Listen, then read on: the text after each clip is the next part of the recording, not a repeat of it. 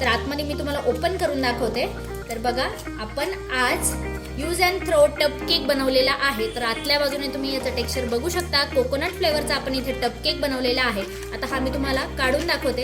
याचं साईडने सुद्धा तुम्ही टेक्स्चर बघू शकता, किती सुंदर झालाय आणि खायला सुद्धा तितकाच अप्रतिम आहे। आणि शिवाय हा आपण प्रीमिक्स पासून बनवलाय, सेम टेस्ट असणार आहे मैद्याची सुद्धा आणि याची सुद्धा। तर चला जास्त वेळ न घालवता आपण आपल्या व्हिडिओला सुरुवात करूया। तर इथे मी 200 ग्रॅम एवढं प्रीमिक्स घेतलेलं आहे। तर तुम्ही मेजरिंग स्केलवर वजन करून घेऊ शकता। 200 ग्रॅम एवढं व्हॅनिला प्रीमिक्स घेतलेलं आहे। आता इथे मी डेसिकेटेड कोकोनट घेतलेला आहे। कोकोनट हे तुम्हाला मार्केटमध्ये इझिली मिळून जाईल, जिथे आपण किराणा शॉपमध्ये वस्तू घेतो तिथे तुम्हाला हे इझिली मिळून जाईल। ठीक आहे, तर इथे आपल्याला लागणार आहे कोकोनट इसेन्स आणि सिंपल फक्त पाणी। तर आज आपण कोकोनट फ्लेवरचा हा जो टप केक आहे तो बनवतोय। तर क्रिसमसमध्ये तुम्ही कसा सेल करू शकता याचा ते मी दाखवणार आहे। तर इथे पाणी जे आहे ते थोडंसं मी जास्त यूज केलेलं आहे। तर सुरुवातीला काय करूया, आपण यातलं थोडंसं पाणी यामध्ये ॲड करूयात आणि हे जे डेसिकेटेड कोकोनट आहे ते पण ॲड करून घेऊया। साधारण 50 ग्रॅम एवढं मी इथे डेसिकेटेड कोकोनट यूज केलेलं आहे आणि थोडंसं गार्निशिंगसाठी मी बाजूला ठेवून देणार आहे। ठीक आहे, तर व्यवस्थित आपल्याला हे मिक्स करायचंय। आता पाणी बघा, डेसिकेटेड कोकोनटमुळे थोडंसं पाणी जास्त लागू शकतं। इतर वेळी मी तुम्हाला सांगत असते की जेवढं प्रीमिक्स असेल त्याच्या निम्म तुम्हाला पाणी घ्यायचंय। सो इथे फक्त आपल्याला एक 20 ते 30 ग्रॅम पाणी जास्त लागणार आहे। तर याची कन्सिस्टन्सी मला ओके वाटतीये। ठीक आहे, आता यामध्ये एक छान फ्लेवर येण्यासाठी, एक कोकोनटचा फ्लेवर येण्यासाठी आपण इथे हाफ टीस्पून एवढं जे कोकोनट इसेन्स आहे ते टाकणार आहोत। ठीक आहे, कोकोनट इसेन्समध्ये थोडासा माझ्याकडून कलर गेलेला होता, त्यामुळे त्याचा कलर जो आहे तो हलकासा ऑरेंज आहे। पण काय म्हणू शकतो आपण, जी टेस्ट आहे ती सेमच आहे। ठीक आहे, तर मी ते हाफ टीस्पून एवढा कोकोनट इसेन्स टाकलेला आहे आणि याला एक आणखी छान टेस्ट येण्यासाठी इथे आपल्याला एक स्पेशल इन्ग्रेडियंट यामध्ये ॲड करायचं आहे। तर या केकला छान टेस्ट येण्यासाठी इथे मी 1 टेबलस्पून एवढं कंडेन्स मिल्क यामध्ये मिक्स करून घेणार आहे। ठीक आहे, आता हे जे सर्व मिश्रण आहे ते बीटरने आपल्याला छान बीट करून घ्यायचंय। जोपर्यंत हे फ्लफी होत नाही तोपर्यंत आपल्याला हे बीट करून घ्यायचंय। ठीक आहे, तर आपल्या मिश्रणचा तुम्ही कलर बघू शकता। ठीक आहे, आणि याचा फ्लफीनेस सुद्धा बघू शकता, इतकं छान हे फ्लफी झालेलं आहे। आता लगेचच आपल्याला याचे टब भरायला घ्यायचे। ठीक आहे, छान फ्लफी होईपर्यंत आपल्याला हे प्रीमिक्स बीट करायचं म्हणजे या प्रोसिजरला आपल्याला 2 ते 3 मिनिटं जाणार आहे। तर 50 ग्रॅम आपण एवढं डेसिकेटेड कोकोनट टाकलेलं आहे, 200 ग्रॅम एवढं मी इथे प्रीमिक्स घेतलेलं आहे आणि 1 टेबलस्पून इथे मी कंडेन्स मिल्क टाकलेलं आहे।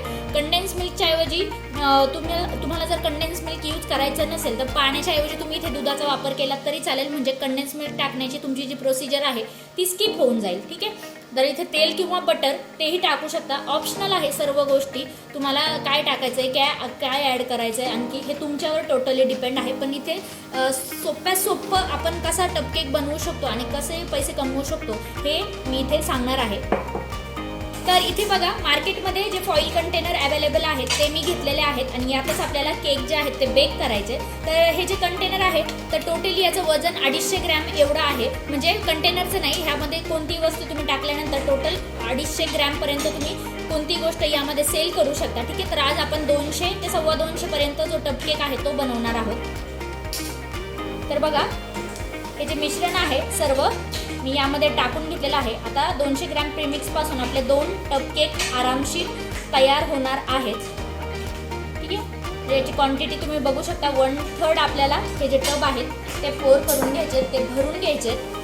यातलं थोडंसं मिश्रण इथे मला कमी वाटतंय, सो तुम्ही वजन करून टाकलं तरी चालेल, अंदाजे टाकलं तरी देखील चालेल। व्यवस्थित इक्वल हे आपण स्पॅच्युलाने स्प्रेड करून घेऊया, कुठेही बबल्स नको आहेत। ठीक आहे, तर आपले टप केक छान अट्रॅक्टिव्ह दिसावे यासाठी इथे मी कलरफुल टूटी फ्रुटीचा यूज करणार आहे। तर बघा, ते छान दिसतंय, एकदम कलरफुल। आणि हे जे डेसिकेटेड कोकोनट आहे ते देखील आपण वरच्या बाजूने इथे टाकून देऊया। पूर्ण वरचा सरफेस जो आहे तो डेसिकेटेड कोकोनटने छान कव्हर झाला पाहिजे। ठीक आहे, आता हा जो टप केक आहे तो खायला खूपच टेस्टी लागतो, खूपच अप्रतिम लागतो।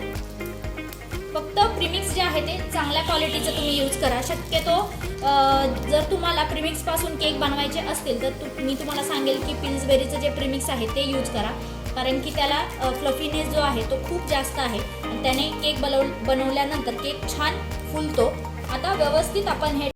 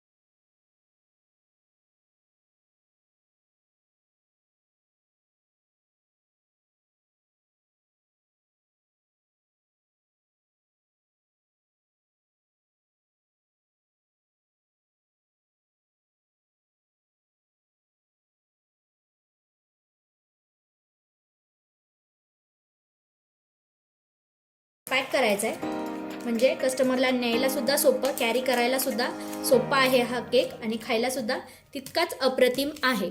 याचं जे वजन आहे हे टोटली 200 ग्रॅम भरलेलं आहे. सो हा जो केक आहे तुम्ही 80 रुपये 100 रुपये या इतपतच प्राईजमध्ये हा तुम्ही सेल करू शकता.